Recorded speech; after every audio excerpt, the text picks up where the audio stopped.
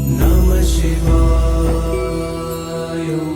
अगर समझाने से बात समझ आती तो गीता केवल एक किताब होती और महाभारत ना होती।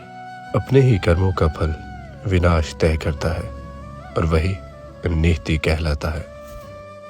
10वां अध्याय शिवोपासना निरूपण।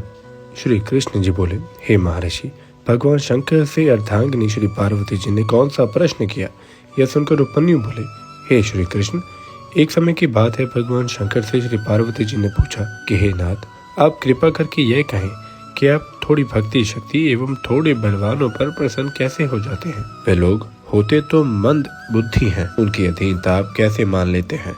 शंकर बोले, हे देवी, मैं कर्म जप यज्ञ समाधि आदि से इतना प्रसन्न नहीं होता जितना कि श्रद्धा भक्ति से प्रसन्न हो जाता हूँ। अतएव मुझे वश करने का उपाय ही यही है कि मेरी भक्ति एवं श्रद्धा हो। जो भी अपने आश्रम के अनुकूल आचरण करने वाला होता है वह मुझ में श्रद्धा रखता है।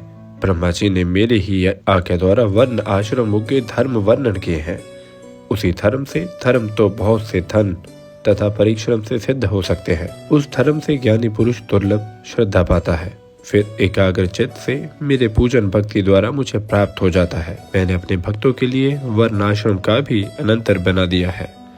इसमें तो केवल मेरे भक्तों का अधिकार है। वर्ण आश्रम पर चलने वाले जन मल माया आदि पापों से छूटकर मेरे लोक को पाकर मेरी समानता पा लेते हैं।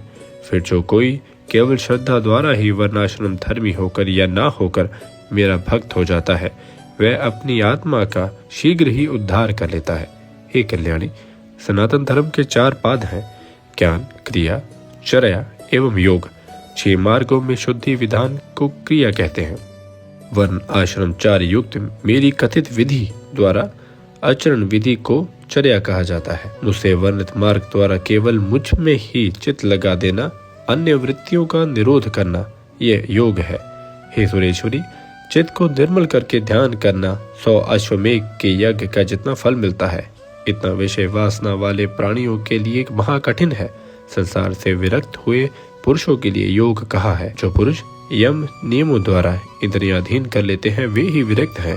वैराग्य के साथ साथ ज्ञान हो जाने से योग होता है। फिर चाहे वे कितना भी पतित क्यों न हो, किंतु योग ज्ञान से मुक्ति पा लेता है। हे प्रिय, मन वाणी शरीर के भेद से मेरा भजन 3 प्रकार का है। कोई तो तप कर्म जप ध्यान ज्ञान, इन भेदों से उसे 5 प्रकार का भी कहते हैं। दूसरे लोगों से निर्मित पूजन वाह है और स्वयं ज्ञान से पूजन अभ्यंतर है। मुझ में मन लगाना मन का भजन है। मेरे नामों के गायन में वाणी लगाना यही वाणी भजन है।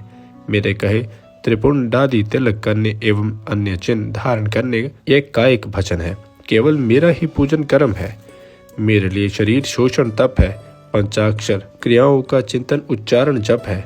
रुद्रिक का स्वाध्याय अभ्यास है। मेरा रूप चिंतन ध्यान है। शास्त्रों के सच्चे अर्थ का ज्ञान ही ज्ञान है। अभ्यंतर शुद्धि ब्रह्म शुद्धि है। जिसकी आत्मा शुद्ध नहीं हुई वह तो सदा अपवित्र है।